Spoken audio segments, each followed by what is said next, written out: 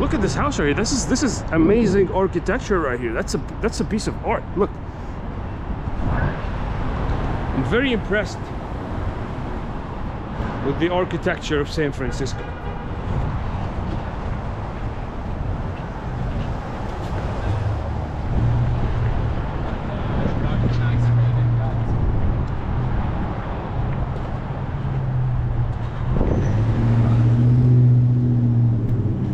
Should have honestly took those streets down there. It was a lot more action in those streets down there, but it is what it is. What's that? We're down to 1 minute and 45 seconds on the memory card. I should have freed up the memory card, but we got like maybe 2 hours of footage here.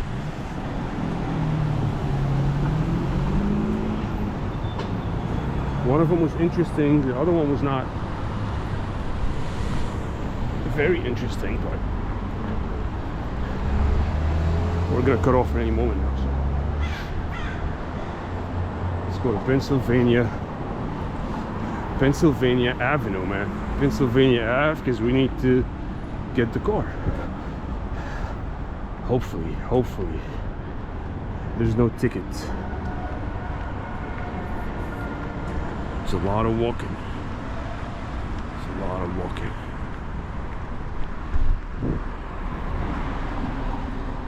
S-M-U-I-N. Hey, good morning.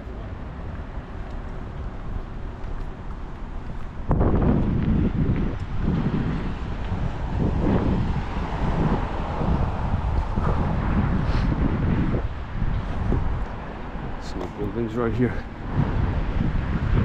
I guess one of the things that would make me upset if, you know, a lot of developers, they buy out these very authentic San Francisco, beautiful San Francisco houses, and then they just turn them into these disgusting like concrete boxes like this one right here. That's just ruining the city. But it happens everywhere. It's happening here, it's happening in LA. So now it says 0 on the card. What's going on, everybody? I hope you're having a great day. I'm still on my San Francisco tour, and today I'm doing Alamo Square Park, which is actually, you can see here, a lot of people live around this park, but it's at the same time it's a major attraction. So I'm gonna go around and see what's going on with these Victorian style houses over there, which are basically houses that I really like. It's one of the best things for me about San Francisco is these Victorian slash Edwardian style houses. So here we go. So in my first video I was pretty ignorant about everything, you know, as far as the history of the city and everything that's going on. But then I did a lot of research, right? I did a lot of research about the architecture of the city, the Victorian architecture with a little bit of Gothic touch, 1800, late 1800s, you know, and it's actually not just, you know, Victorian, it's Victorian with a little bit of other stuff. And this is basically one of the highlighting themes of the city.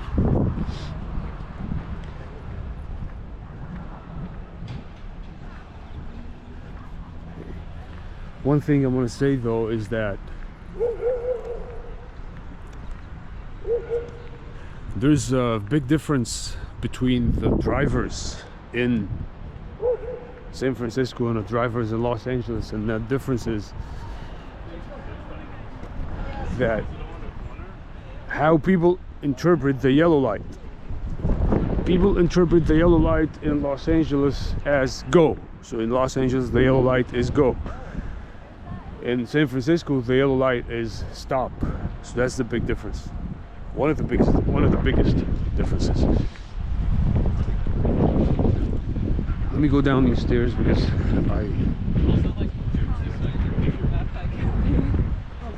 I actually drove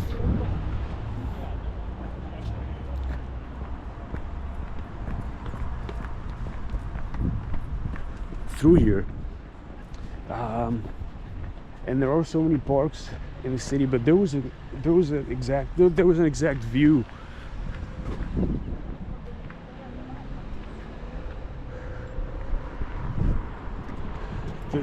There was an exact view that I was looking for, and I'm trying to get it again.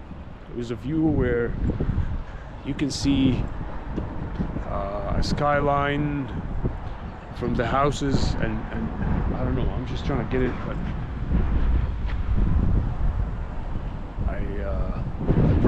I'm probably gonna go get it as I go around. I'm probably gonna get it, but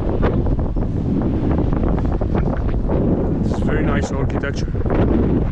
I would say though that a lot of these places, there've been, what a lot of developers do is that they collect these very authentic San Francisco Victorian style homes, and of course, you know the story. They would turn them into these disgusting concrete blocks.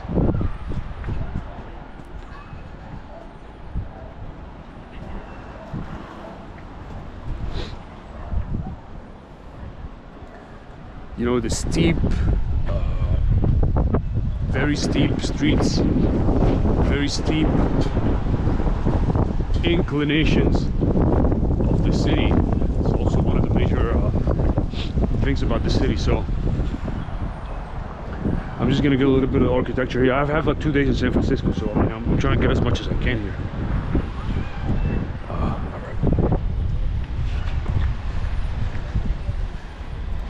Trying to get as much as I can as far as the architecture.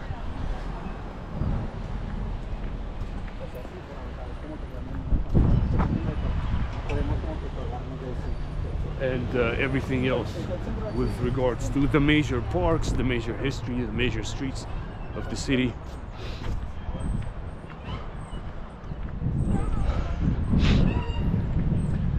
So San Francisco has a very old history. It goes back to I would say the 1800s. I would say probably the late 1800s, when it was really started becoming a city. And people started flocking in, and but really, what you can call the beginning, or one of the real beginnings of San Francisco, started actually with the gold rush, when people started coming here in very large or very big populations to dig basically for gold. And they came to San Francisco over other cities for that specific reason, to catch the gold rush, which is kind of ironic because people still come here for the same reason, but instead of the gold rush, it's whatever, the AI rush. Before that was the dot-com boom. It was all these different things.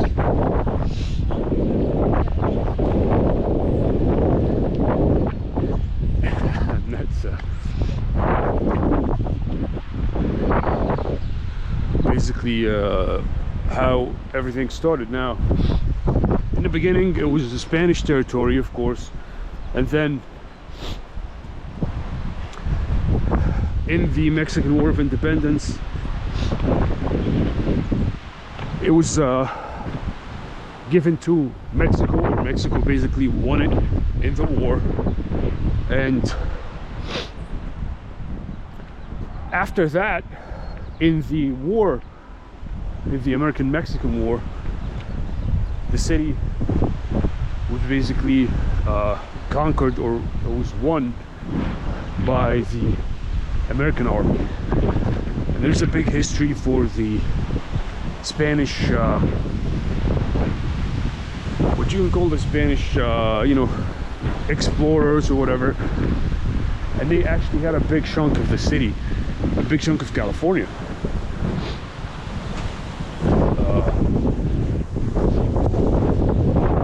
Before it was, you know, started becoming or belonging to America. And that's basically one of the things about San Francisco.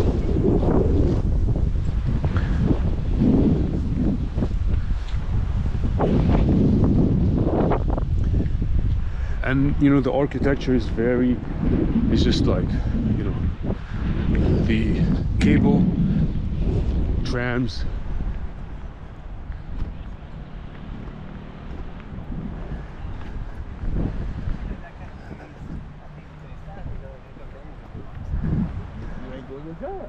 and the Victorian houses.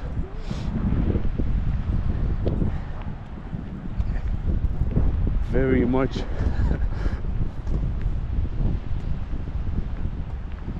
a nice look for a great city. And over there, if you look at the skyline, the towers over there, that big tower, this is the Salesforce Tower. And then the other towers, a bunch of other towers, I don't know exactly which one is what, but that distinctive one, the tallest one right here on the right, this is the Salesforce one, which is a company that does, you know, whatever, you know, look it up. But it's a pretty big company.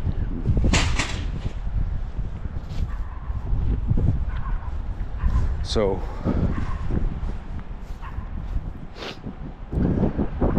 I would say something about the people of San Francisco, though. They're very, you know, kind of like to themselves. They're not like LA people. LA people are more talkative, you know. Good morning can turn into like a 15-20 minute conversation with someone. With LA people, San Francisco people are kind of different. They kind of like to stay to themselves. They're not as, you could say, talkative.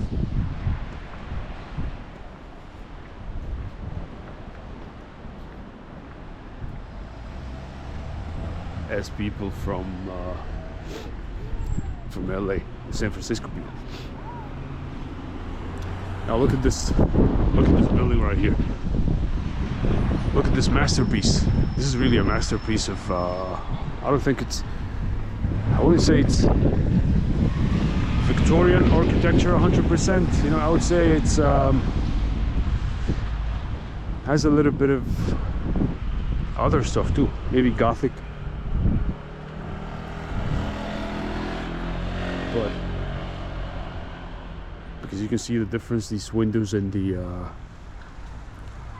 at the bottom, you know, at the bottom of the building, the windows in the first floor, that's a very distinctive feature of Victorian architecture, and you pretty much, you don't see that, you don't see them in the same way in that building.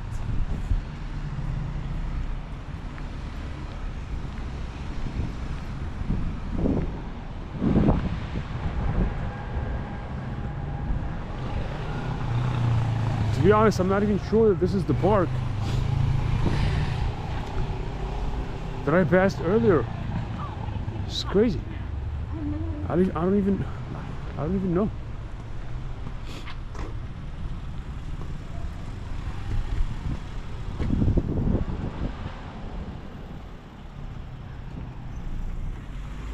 Really, every one of those houses is honestly, every one of those houses is a masterpiece. Every one of those houses is a true masterpiece of architecture. And I think honestly these houses should be protected, like, you know, how people do in LA, where like a developer would come and he would, you know, buy 5 of the old houses, old nice California houses that used to have a front yard and a backyard, and he would build the whole big like apartment, 3-4 story apartment, you know, concrete block on them. You know, I don't think this should ever be allowed here. I mean, I think this should be protected by law, by the city, because you're never gonna be able to make architecture like that. This Victorian architecture, this is something that is absolutely irreplaceable. I think maybe and probably this was the place where I passed earlier here today.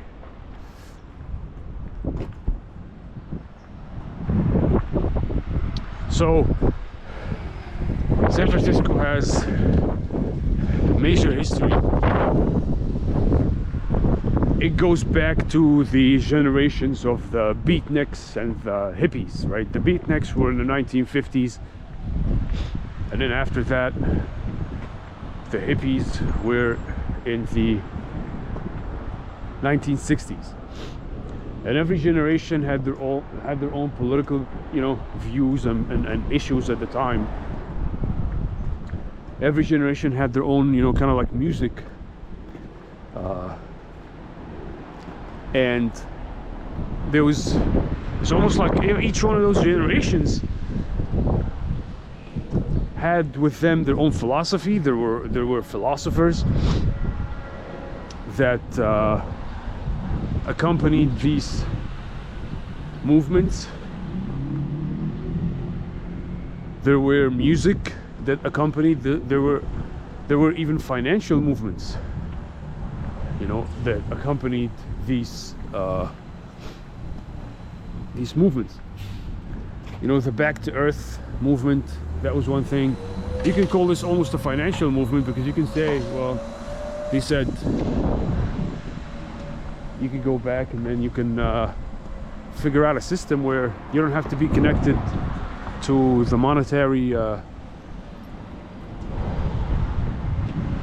the fiat currency system in the monetary modern finance and stuff like that. So they say, okay, well, there can be maybe a system where you can have a closed or a sufficient system where people don't have to rely on that model of existence that existed in society at the time, with the industrialization and all that. A lot of people are opposed to that for its effects on the environment and for its destruction, and it's, you know, being something that induces war and all these different factors. So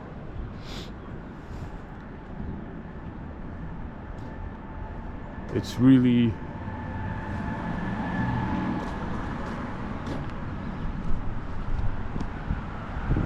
was one of the main things that came out of this movement. And I think to this day, one of the longest lasting effects of this movement, as far as like the movement with the hippies and everything like that, is this whole Back to Earth thing and this whole Back to Earth movement. And to this day, you can see that with people that live off the grid and want to be self-sufficient and have minimal carbon footprint and destruction to the environment and things like that. All of this stuff comes or came essentially, a lot of the philosophies for that came from the hippie movement in San Francisco in the 1960s and what came out of that.